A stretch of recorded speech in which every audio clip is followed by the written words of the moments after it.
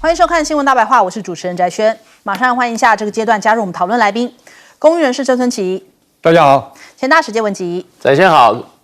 各位朋友大家好；淡大财经系教授聂建中，主持人、观众大家好。好，来看看这个川普是不是怂了呢？他现在对于中国大陆的关税自己搬了个台阶，准备要下楼梯去啦。他讲说呢，不会跟中国来硬的。他说这个关税145啊，这太高了，要往下来调降了。甚至他还讲了一番话想要对这个中国大陆释放善意吗？我们来听听。145% is very high, and it won't be that high. Not going to be that high. It'll come down substantially, but it won't be zero. It used to be zero. We're going to be very good to China, have a great relationship with President Xi.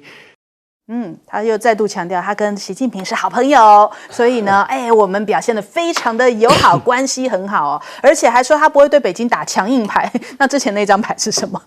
就是我们4月2号看他不是很强硬吗？这20天来都那么强硬，现在川普像变了个人似的在收拾他之前说过的话，做出了种种他说呢，但是呢，中国必须和美国达成协议否则无法在美国进行贸易如果谈不成协议就由美国自己来制定协议。那连白宫发言人也在讲说，现在目前白宫朝着对的方向在前进，川普政府呢正在为与大陆达成协议铺路呢，所有涉及的一方都希望能够看到能够赶紧达成贸易协议，然后事情正在朝对的方向前进。那意思是不是之前不是对的方向呢？还有这个贝森特也提到啦，他说现在当前中美贸易冲突紧张局势有望缓解，原因就是因为现行的高额关税几乎已经构成一种事实上的禁运了，所以两国的贸易造成了严重的阻碍。他说中美双方是不是都已经认为现状是不可持续的？那好了，种种从川普到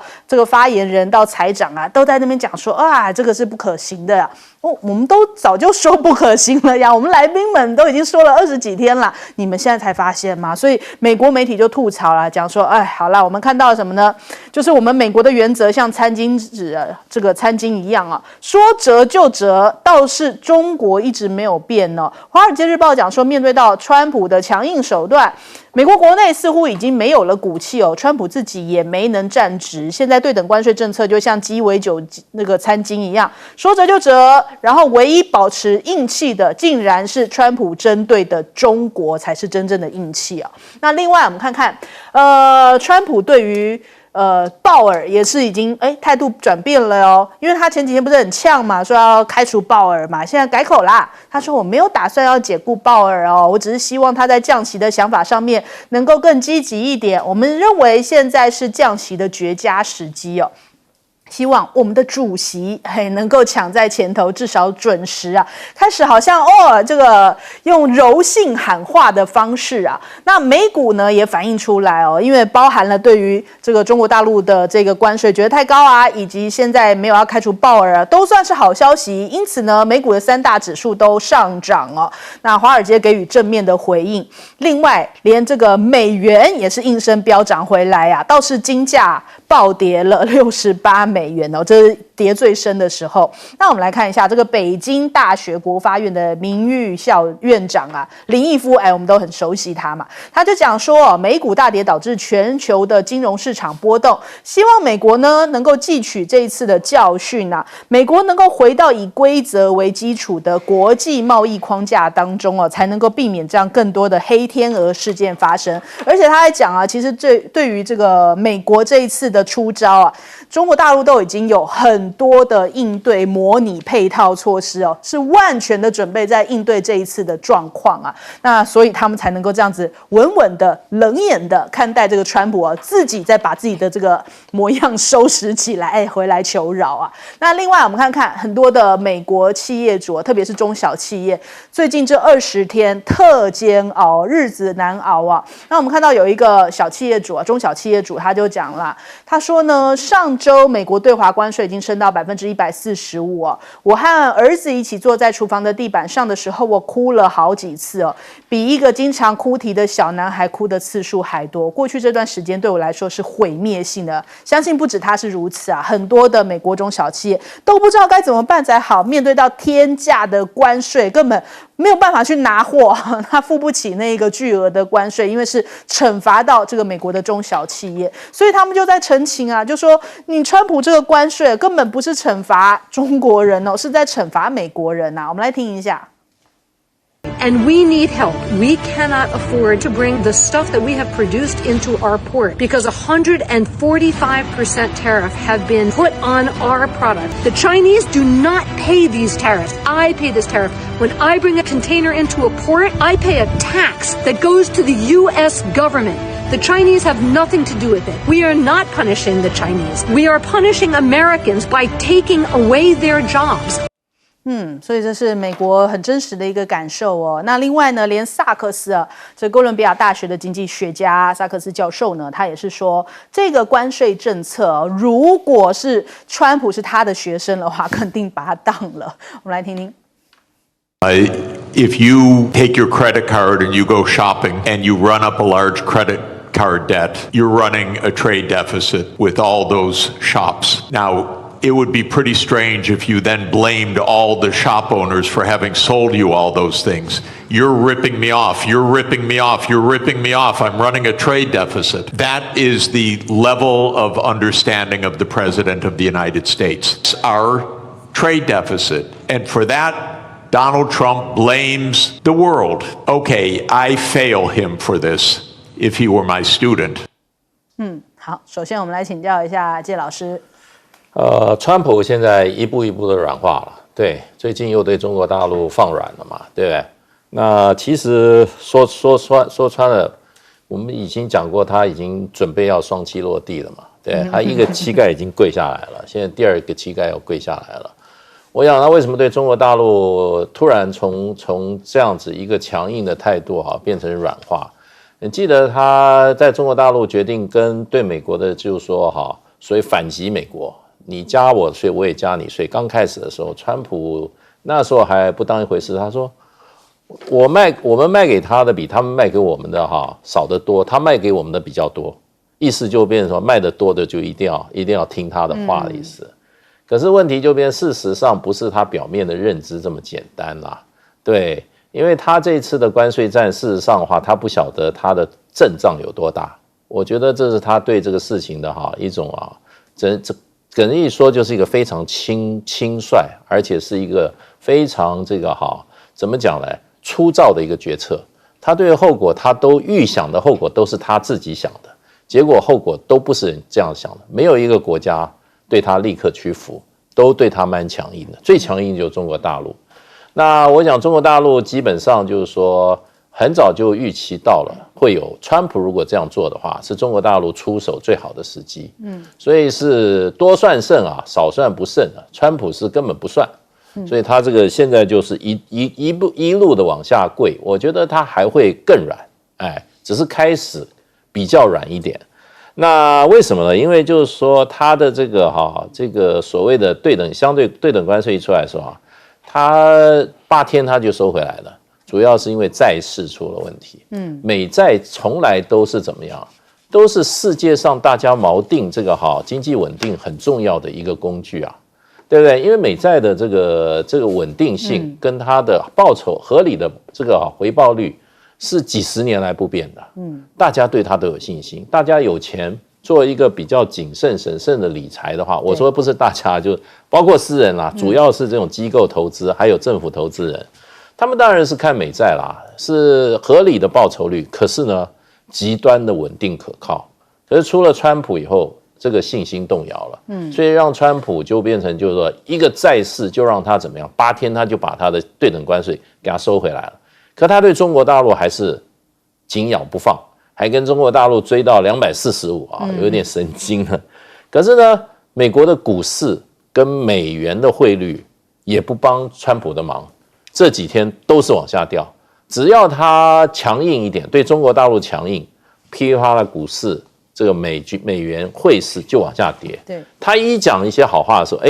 就回来了，他就会，我想他这个对他来讲是一个很重要的一个学习然后呢，中国大陆的回应现在招都打到什么？都打到美国的要害。第一个，稀土，他们整个一个盘点下来 ，CSIS 做了一个这个报告出来了以后，91%的精炼稀土完全中国大陆控制，全世界。然后美国可能有80%，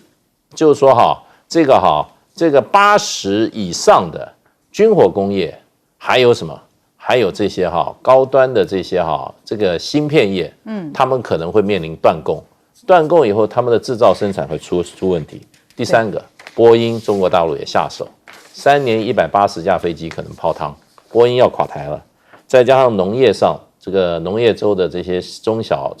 这些农民受害甚深。还有一个最大的危机要出来，就是美国的这个市场的民生消费物资的供应可能会断供，这会造成美国一波难以遏制的一个这个什么通货膨胀。所以川普能不软吗？好，我们来请教聂老师。OK， 这个很有趣我先讲一下，刚才你说这个美国好像现在股气放软了，但他真的有骨气吗？大家都知道，川普其实本来就没有骨气，一个商人其实也不需要有什么骨气，所以他当了美国的总统，但是他的骨气是没有的，但他有狂人的法则。大家都知道 ，Apprentice 里面有形容到他的3个狂人法则，他的一个犹太法律师师傅教过他的这个3个狂人法则：攻击、攻击再攻击，这第一个。第二个呢，永不认错第三个死不认输啦。那就这样子。可他现在碰到问题啦，他刚开始的时候呢，他的攻击就用这个工具。运作这个工具呢，作为手段达到它的多元化目的。当然，这个就是关税。那数字都不重要了，拿到50以上都一样嘛。145、245就是一个很凶悍的、很魁梧的人，一直喊话。我跟你讲，我有枪有刀，你再怎么样，我就要对你怎么样，一直喊到最后，你会发觉，真的有些小老弟怕了，什么都缴械了，全身缴械的也有，跟你谈判就是办求饶的也有。所以呢，这里就出现很多 surrender， 就是投降式的一些，像越南等等国家。当然我常常讲到，台湾真的不能做全程缴械的做法，全部把我们的台积电亮件都给他了。那但是还有一种是这个叫做这个 revenge 的，就是报复性的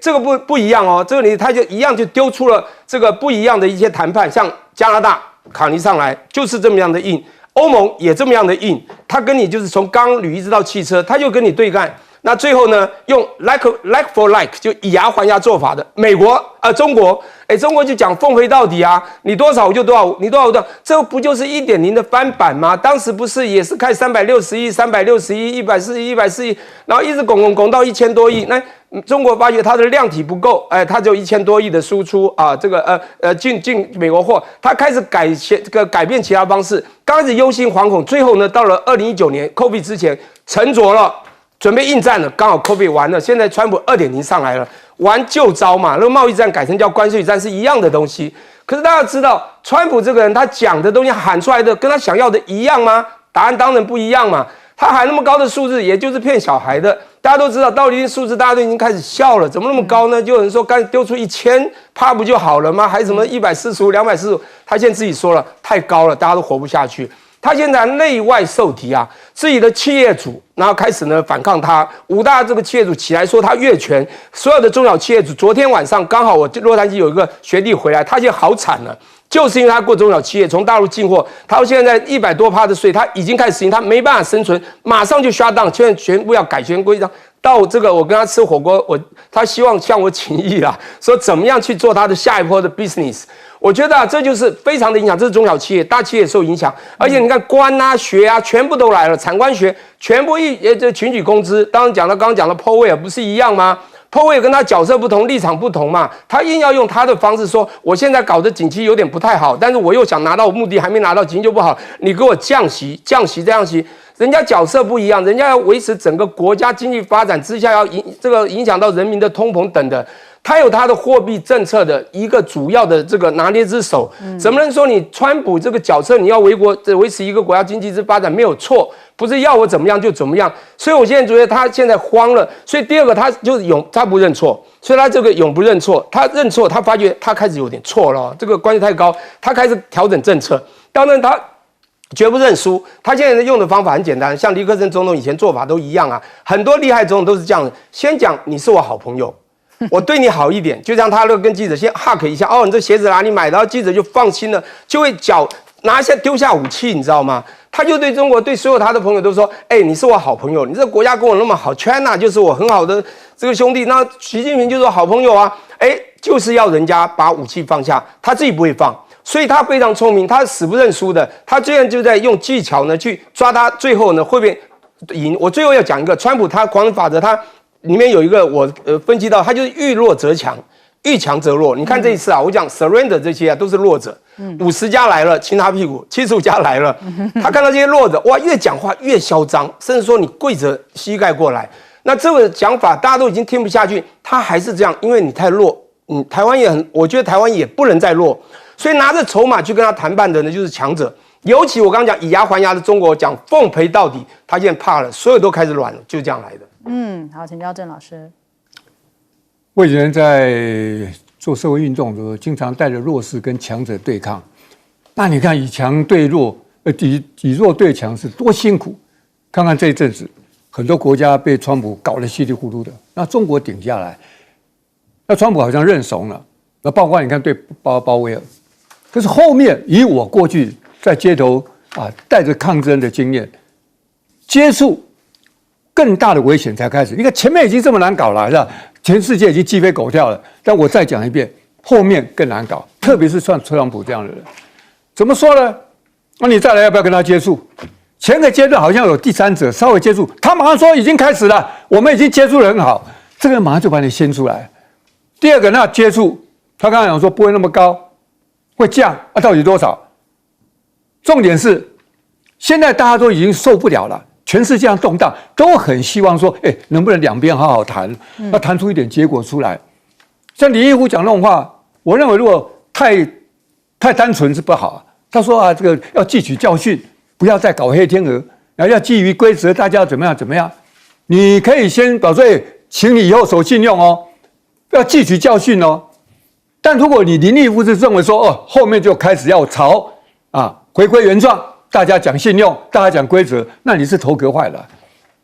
川普言而无信啊，他现在说不会再跟中国对抗，你相信吗？全世界现在都没有人会这样相信，那怎么办？然后你现在跟他接触，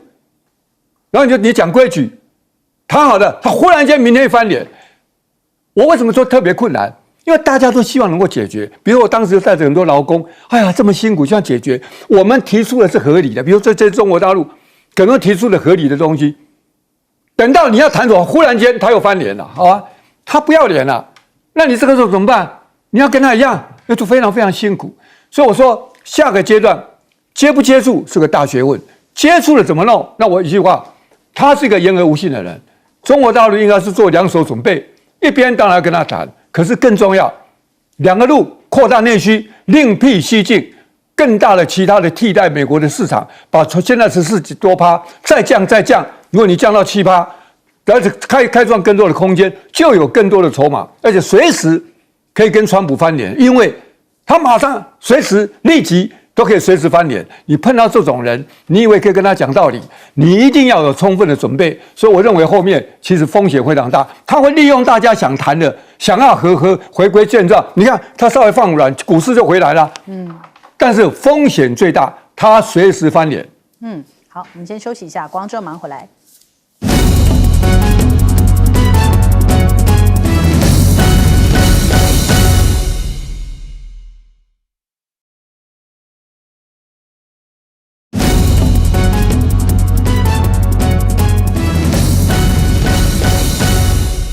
好，欢迎回来，新闻大白话。现在马斯克是不是已经看清楚啊？哎呀，这个川普啊，已经在认输了，已经是看起来越来越垮，支持他的人的声音越来越少了哟。所以马斯克呢，透露了一个讯息，这个讯息哦，让特斯拉的股价应声上涨。什么样的讯息呢？他说5月开始会少碰川普政府的事务啊。换句话说，他的重心啊，不会再继续放在 DOGE 这个政府效率部里面啊。未来呢，恐怕公务时间就是每周1-2天。天要回归这个重心到它的本业哦，因为特斯拉其实在这一阵子以来利润暴跌了71%哦，所以这个他是这样对外讲啦，就是说，他会减少在这个川普政府里面的时间了，而且呢，这一番话是不是也其实透露出更真实的原因，是因为他反对这个高关税哦，而且他讲说会提供建议给川普。华尔街日报提到，马斯克电话会议上面谈到川普贸易战的时候，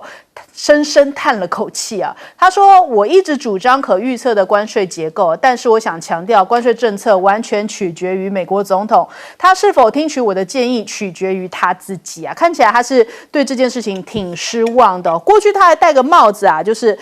川普都是对的，恐怕他现在已经不戴这个帽子了，因为他已经开始不认同了。那另外呢，还有美国的股债信心脆弱，投资人现在发现到说，哇，原来川普的交易是什么？叫做抛售美国啊，不是让美国再次伟大，是美国被他快速抛售哦，因为他这样子发动全面的关税战，还在市场当中余波荡漾，进来又连番炮轰啊，这个鲍尔啊，再度产生了一些冲击哦。尽管我们刚刚上一段有提到，他赶紧在踩刹车，但是伤害已经造成了。投资人就在那边讲，原来川普的交易是在抛售美国，投资人马斯克现在开始大家对于川普的信心都动摇了。那而且他在关税战当中哦，也有在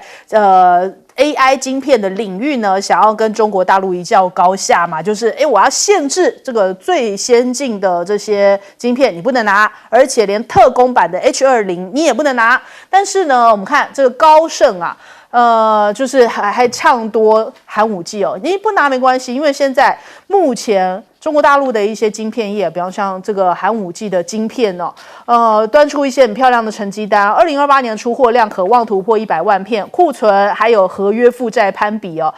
也验证说现在的需求是爆发。预计2025年有望实现盈利，2030年的这个利润率将会提高到26%。那另外呢，这个根据大陆媒体《大众日报》的报道，全球半导体产业的复苏之下现在看起来中国大陆的晶片企业已经迎来了爆发式的成长，在2025的第一季，寒武纪的营收突破了11.1亿元哦，跟去年同期相比，成长的幅度相当惊人，是4230%啊。那再来 ，Google 也讲到说，这种反垄断调查，因为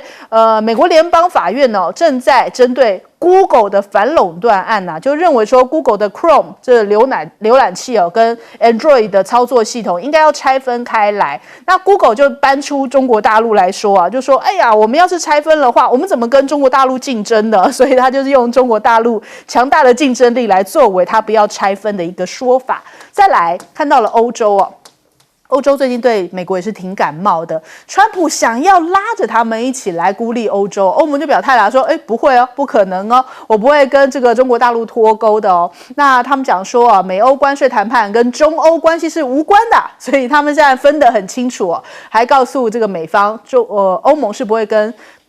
中国大陆不会对华脱钩的那再来，王毅也跟英国还有奥地利的外长也有一些通话提到了说接下来的一些合作，而且同样提到了美国的时候是比较严厉的。美国随心所欲向各国滥施关税那关税作为武器对各国进行无差别的攻击，那公然违反世贸组织的规则，也在损害各国的正当权益因此你看，像是德国的经济学家也说，其实没有中国是不行的，你必须要到中国去那他其实是被誉为这个隐形冠军理论的创始人因此他就提到这一番话，他说现在有60%的隐形冠军企业已经是在中国大陆设立生产基地，甚至许多的企业已经将全球最大的工厂都是设在中国，那甚至还有一些企业是把整条价值链移到了中国大陆去，因此没有中国是不行的呀。那比较清醒的说法是这样子那马斯克换得醒川普吗？我们来先请教一下介老师。我想马斯克他已经表达他的意见了，而且你看他这个访问中公开讲，这个完全取决于美国总统嘛，对不对？他也提出他的建议他这个可预测的关税结构嘛，这个只是还没有点破而已对。那我想他是反对马斯克他是反对川普的目前的这个这个相对关税哈。那其实大概10天前吧，我想马斯克就已经跟川普政府已经差不多已经就好决裂了。他虽然没有直接骂川普啊，可他骂了川普这个政策的背后的那个常进人纳瓦罗。他说纳瓦罗啊，笨的比一袋砖头还笨，而且他还说看起来哈佛这个博士不是一件好事情啊。对，那这个纳瓦罗也反唇相讥啊。纳瓦罗说这个他说马斯克他不是制造汽车啊，他只是在组装汽车，而且大家都知道他讲话可能是为了他自己本人的利益。所以基本上就马斯克来讲的话，他去痛骂这个纳瓦罗啊，已经就是隔山震虎了，指桑骂槐了。对，我想他也是希望唤醒这个川普啊，不要这样一路走到黑啊，搞到今天这个状况。那么不过马斯克说起来对川普他应该是什么仁至义尽的啦，他出了都是上亿美金啊，2、3亿美金这样捐款，谁能够这样捐啊？对不对？那帮川普上台，然后他那个时候之卖力啊，替川普助选，对川普的当选他有汗马功劳。上任以后啊，毫无保留的去执行川普的政策。当然他是希望美国的政府是一个有效率的，然后呢不是那么臃肿的，而是一个怎么讲呢？结果精简以后的政府，他结果得罪了多少人啊？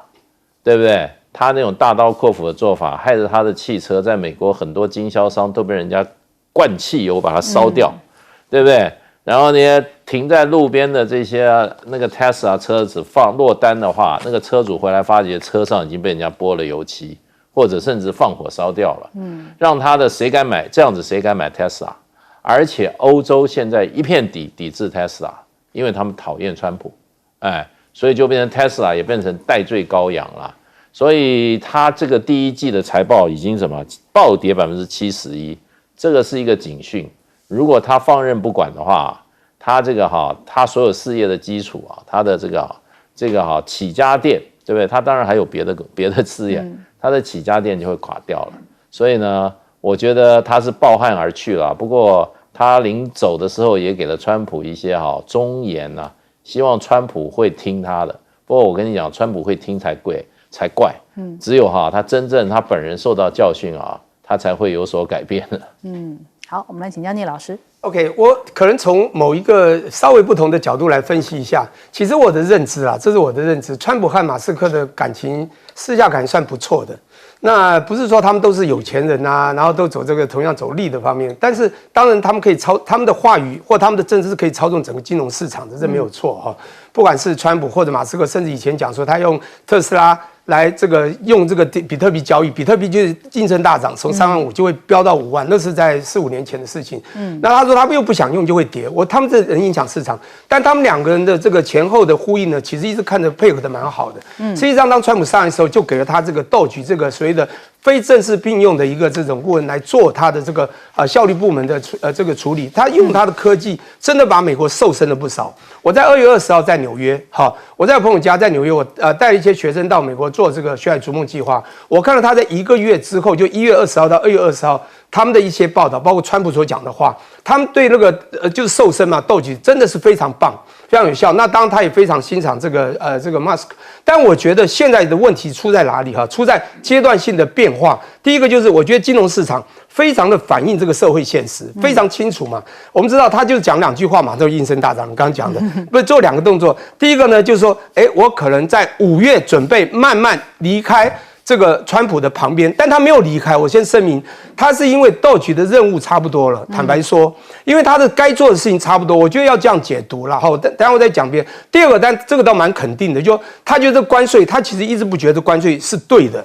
但他也不敢太得罪川普，所以他说高关税绝对会对整个美国经济不好。可是他刚刚讲到后面有个拉巴罗啊，当时还选过市长，这个哈佛毕业这个。可是你要知道啊，哈佛毕业这个拉巴罗呢，他跟这个川普感情也不错啊。他当时从民主党到共和党，他们差3岁啊。这1946年出生的这个，当照顾小他3岁，也会听他话，也一直给他建议，而且想法还一样，一直要攻击中国的，他在2011年不是写了一个 Death to China 吗？要中国一定要致死嘛。所以呢，我觉得他们的心境是相同的。你不要看川普什么习近平是我好朋友，不是，他最终目的还是绝对要打倒中国啦。所以我要讲的是说，这个阶段从1月20号、2月20号，他们是急速上升。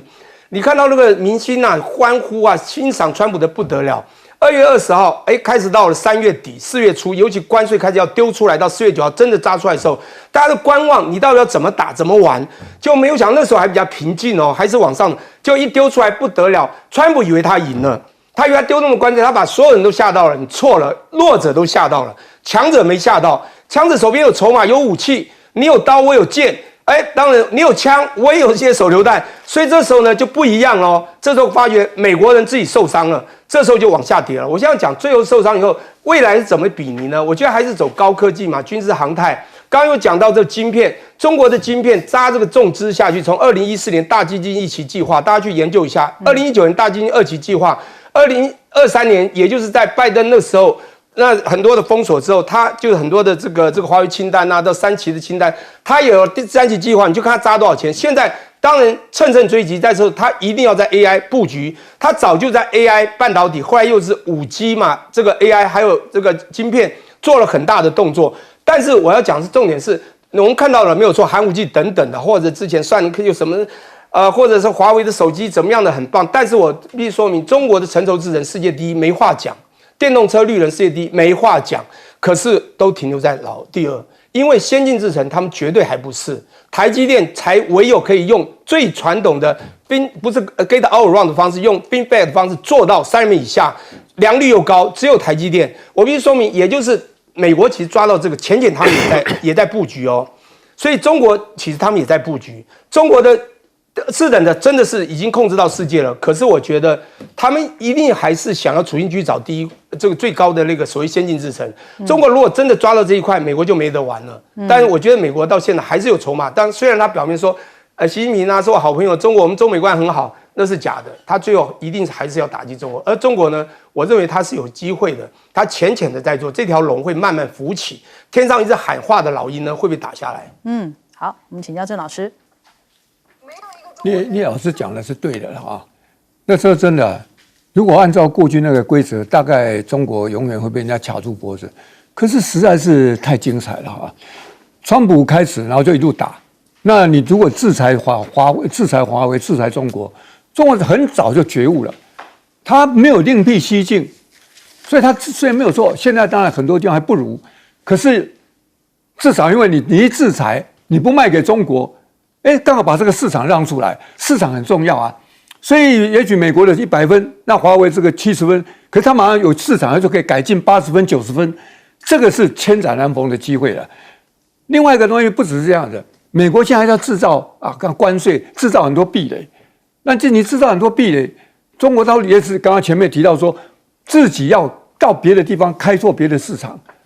慢慢摆脱美国的这个控制，这些都是。美国人无意中带给中国，他本来要置中国于死，可是中国因为这种情况之下，在险中求活、险中求胜，开辟出完全另外一普通西境。刚刚提到像是寒武纪这些那个成长率那么高，中国大陆不只是在经济科技啊，我看他们最近在军事层面上，我看昨天才看到一个新闻了，说他们有一种无核的氢弹，我稍微科普一下，说氢弹以前呢要一颗核弹。打下去，它才能够产生很大的作用。可是因为这样，就是有核污染。他们竟然制造一种没有核，可是有氢弹，原来那么大的威力，哇！那现在所有的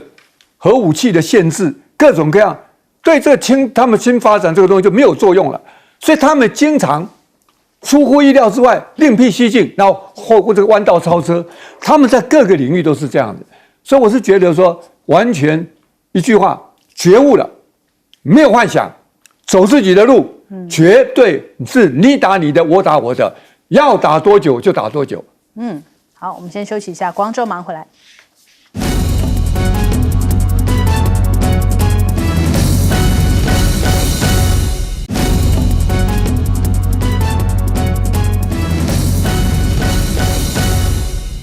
好，川普现在可能是希望积极产生他的一个存在感，但在中东这个地方，好像他觉得自己没有戏唱了，所以最近打算第一炮就是第一站要去出访的地方就选在沙国，这也是他这个总统算是这一期的任期以内的首次出访。那我们看这个白宫的新闻秘书提到啦，他是在5月13到16要来出访中东，预计要访问沙国、卡达以及阿拉伯联合大公国，这也算是他上任来的首次出国访问。那另外呢，这个对比一下，因为其实中国大陆最近在中东这边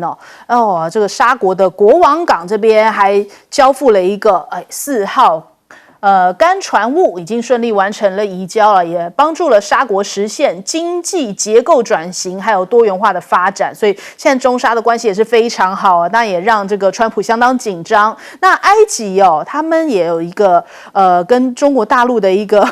算是连结，就是中国大陆的歼10C 的战机到达了开罗，在19号上午的时候在埃及的空军基地起飞。这是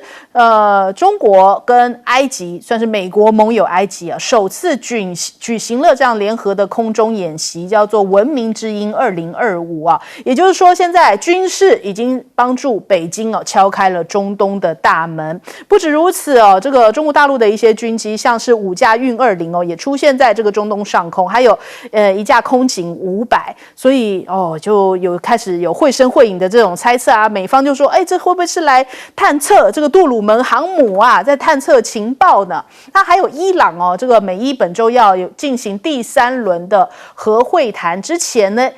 这个伊朗的外长倒是先去到中国大陆来进行访问因为是王毅邀请的，所以我在4月26登场跟你谈判这个第3轮，可是我4月23我先去中国大陆看看，那是不是就代表着对你美国还是不信任，还是比较信任中方一些，所以优先顺序不同那再来我们看到俄乌是不是也打算不跟美国玩了？这样传出的消息是说好像普丁表态要跟乌克兰直接谈了所以美国已经被排除在外啦，继欧盟被美国排除在外之后，美国自己也被俄乌排除在外了。所以现在这个川普在世界各国各个角落各个冲突点，好像看起来都不太就是不太有这个存在感，是不是让川普也相当的紧张呢？那俄乌看起来也是在进行去川普化打算双方直接坐下来谈的这个消息，恐怕川普不是滋味吧。我们先来请教一下介老师。我想川普他之前他就有暗示过，他可能第一个出访的国家是沙烏地阿拉伯沙特。那原因呢，就是沙特可能会对美国投资投有一笔大的，就像川普常讲说 ，This is a big one，对，有一笔大的，因为就是说原先传出来就是说沙特可能在4年之内投资美国6000亿美金。那后来又传出来了，是1兆，更多。那当然是6000亿还是1兆到时候川普去的时候就知道了。不过这个川普现在就是说，有钱我才去，没钱我就不去。所以呢，这个你有钱，川普就去。那不过说实话，川普的力量还不够大，应该是叫沙特的这个王储带着6000亿去白宫去进贡他更有面子，那可见沙特还是有他一定的矜持嘛，对。那不过现在美国还有一个大问题，就是说美债的这个国际的投资人对美债的信心动摇了，因为美国基本上的话，今年看起来的话，可能经济会有这个停滞性的通货膨胀，这是最坏的一种经济的一种情境出现。那所以对美债的很多人都没有信心，而且美债在未来好像有6兆美元的美债要到期了这些对川普来讲，他都怎么虚款恐气啊？当然，如果说这个沙特在美债上面能够支撑一点的话，那对美国来讲也是怎么样？也是及时雨啊！因为你知道沙烏地阿拉伯这个国家很有趣，它有2笔账，一个是国家的财产，另外一笔财产是王室的财产。那一般来讲的话，王室的财产深不可测，有人说是1兆，有人说到2.5兆，没有人知道。那是一个非常大的一笔钱。那他这些钱放到哪里啊？对哪里都会好，产生一种稳定的作用啊。在美国现在3市股市、债市、汇市都面临危机的时候啊，如果有大笔的资金入驻美国的话，当然对美国是很有帮助的。所以我觉得川普第一次去沙特就是为了这些钱。那当然对沙特来讲的话，其实他们对美国，尤其过去拜登政府的时候啊，这个支持以色列打这个加萨走廊啊，整个阿拉伯世界都是充满了愤恨。对。不过就是说，可是沙烏地阿拉伯也有他自己的一个软肋，就是他的这个现在的王储接班的问题。现在这个沙勒曼王子，他虽然是摄政嘛，但他父亲还是做沙烏地的这个国王啊。因为老王沙烏地这个国家，你不要以为它很有历史，他这个王朝只传了2代人而已啊。就老王建立了沙烏地这个国家，那他传位死了以后传位，现在一直都是他的儿子在当国王啊。只是他儿子有几十个，他当时虽然过世的时候年纪很大，他也有一些王妃是年纪比较轻的，生的王子都年纪很小，可以使用这么多年。可是现在他第2代已经没有了，那变成第3代，他就没有那个所谓的正统性的传承。因为当时老王去世的时候是兄终只能兄终弟及，那现在地都不够用了，现在就要传第3代。所以沙勒曼他也需要美国给他的安全保障，所以呢，他还是会铺红地毯欢迎川普的。好，我们请教聂老师。OK， 我从另外一个地缘政治角度来讲一下哈。我觉得呢，当然大国之争嘛，这个大国博弈啊，龙鹰之争呢，这个从1.0到2.0啊，就发生了很多的事情哈。那我觉得他们都在呼朋引伴，然后呢，想办法拉帮结派。那么我先讲1.0版，实际上川普做了类似的动作，那个地方叫非洲。各位，当时你去看一下1.0版的时候，那时候川普也发现到一个问题，中国呢，自从铁公鸡节越来越棒啊！他们从这个2004开始提速之后嘛，他们从2003年外存突然暴增，然后十年的2位数经济成长，一直到2014年外存已到4兆，第一季的时候，像那一段时间呢，他们不断的建立好自己的国家的这个基础建设之后，也输出。大家也犹记得啊，从2013年“一带一路”开始啊，有没有 One Belt One Road 就已经开始在外面拉帮结派了。当然，美国一直用各种方式、各种这个另外的拉帮结派方式来抵制它。可是你要知道，它真的建立很好关系，尤其在非洲。所以我要讲1.0版就是非洲事件。当时呢，那个川普突然赫然发现，他的友邦这么多人，怎么非洲的好朋友怎么都变成靠近中国去了？他就跑去中国。跑去非洲，也这个开始就要丢很多的这个基建设来给这个非洲，也想给他们点糖吃，想跟他一较高下。这次又来了，各位，这一次呢，我就回想大概2年前了，2023年1月9号那个时候开了一个叫海合会，大家了解一下什么叫海合会？海湾阿拉伯国家的一个会议哈，在1981年成立。大家知道这有6个国家，这6个国家我跟你讲哦，他们其实心里心知肚明，这2国之争他也尽量不要得罪。可是习近平在当时2年前的时候去跟他们就希望要去美元化的时候，就跟他们暗的讲说，我们好好的谈，要不要就用我们人民币做石油交易？结果阿拉伯真的就承认了一单，后来就交易了。所以中国呢，即便他在国内，在2018年1月18号就搞了一个所谓的石油能源的期货交易所，用人民币交易，就是要打去美元化。这时候呢，用中东的这个海湾国家，那就波斯湾国家6国嘛，也希望他们做这样的动作，他们也做，也就是他们的友好已经走进去了。我觉得美国现在也怕了2.0版，说不对啊，中东国家怎么也被中国好像也不会跟我一起来反中国呢？你不是我村庄的人，怎么现在都跑到另外村庄跟他友好？那当然，这个讲多了，就是再讲到，这就是我讲到的，说他现在会这样做，我觉得都还是跟他大国博弈有关，要维持他认为美国已经跛脚了嘛，他不是在2015年写一个 Report 这个 American 嘛，这 How to Make 这个How to MAGA 嘛，他就是看到了这些东西，他只要看到被人家挖墙脚的就跛脚，他要去救，但这个救有没有用，已经太晚了，我是觉得。第二个，你讲伊朗这件事件，当然啊，这不用画一下，伊朗、俄罗斯、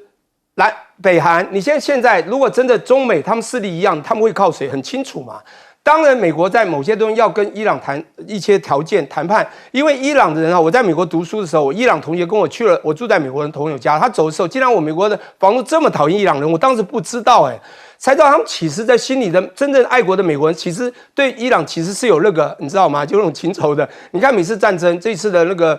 这个中战不是也一样吗？好，这个以阿战不是一样吗？我的意思说，当然他就会先去跟王毅谈这个阿拉奇这个伊朗的这个外长嘛。那王毅这个外长其实我蛮欣赏，我碰过他也是握过一次手，在浙江的时候，这个人他的眼神，你看他的样子，他的讲话的力道会让人家喜欢。那阿拉奇，我觉得他们建立了还不错的这个心灵的关系哦，还不只是国家层级。他现在去，我觉得谈就是要跟他商贸谈说，美国要跟我谈，因为动不动他要跟我制裁啊，经济制裁，我还是要跟他谈，我们要怎么样？我觉得这很重要。当最后讲俄乌啦，那真的。我这个很好笑了，我觉得川普一上任说才是唯一可以让俄乌停战的人。拜登那个 Sleeping Joe 真的笨，只有我可以。他搞那么久是他造成的，结果没有想到他说立刻谈没有，最后喊百日和谈也没有，现在搞到人家怎么谈都没有，因为他们各怀鬼胎嘛，各有所求嘛，他们两个怎么可能马上谈好呢？当然，苏俄现在越来越拿翘了，说我跳过你，我直接跟你乌克兰谈。当泽连斯基也知道你跟我直接谈，我可能没有办法听你的一下。武器不东扩，他武器无法东扩了，现在只有靠别人，他也不可能说我完全不加入北约组织，他也会怕。可是他会要求他，包括克里米亚事件。我的重点就是，这时候你会发现他完全跳过美国了。这时候美国真的力量越来越薄弱。好，来问郑老师。原来在中东啊，当然是俄国有它的力量，因为被俄乌战争拖的，然后叙利亚整个势力就撤出。那几乎美国跟以色列在那边就是予取予求，可是事情是变化的。你看看他现在放话说要修理伊朗，大家本来都认为说伊朗到底要不要对抗，最近包括关税之战，看他们中国停的直直的，然后现在中国很技巧的邀请伊朗过去。其实前个阶段，中国当然有很多网民呢对伊朗的首鼠两端摇摇摆摆是不太满意的，因为他们里面有一批希望能够跟美国好来好去，现在也是一样，发现硬起来才有出路，而且中国还跟伊朗密授。告诉他很多原则，把这个跟特朗普斗争的经验给他，这等于是把双方的关系更巩固。那更重要的是，其实是埃及那个军演，中国大陆现在已经有办法6000公里跑那么远。埃及事实上很重要的西奈半岛，我们小时候，我们年轻的时候几次。那个中东战争，西奈半岛是整个被以色列抢走了，他们一步一步弄回来。以色列到现在心还没死，如果西奈半岛埃及的被他弄去了，那连这个苏伊士运河都受到威胁。所以埃及这个时候，美国可靠吗？当然要跟中国结盟。他这一次他的那个歼十七，其实前个阶段埃及已经在跟中国谈另外一型，就是歼十七准备买48架。所以中国大陆在那边军演，除了展现实力之外，同时也是对他的武器、对他这个军售，希望能够推开，愿意买他的东西，就表示相信可靠。埃及事实上有法国的，还有米格，还有 F-16，它实际上是个杂牌军。可这个时候，他们慢慢觉得说，还是中国比较靠谱。这次演习，中国大陆的这个飞机，事实上到中东的时候，下面还穿过什么？美国那2架航空母舰，包括它的母港都在那里，所以呢，美国人就叽叽叫，说你这样过来是干什么？是要来测试我们的到底我的防卫系统够不够灵敏不灵敏？我相信老共当然是有意的嘛，他就是这样从那过去互相较劲较量，所以这是说整个中东中国这个力量越来越直接，而且这个联合军演，它不只是只有战斗机过去。它空预警机也过去，它运输机也过去，直升机也过去。具体的演习内容当然并没有公布，可是我是觉得说已经很不简单了。你想想看看美国人眼里，怎么敢在我眼皮底下？中东过去我就是霸王，你今天竟然敢在这边跟埃及进行直截了当的演习，所以就表示说没有一定程度的底气。埃及如果没有一定程度的觉悟，他今天跟这个中国的合作，不怕招来美国大棒吗？显然他们是算过了，所以表示说，俄国的力量慢慢退出去之后，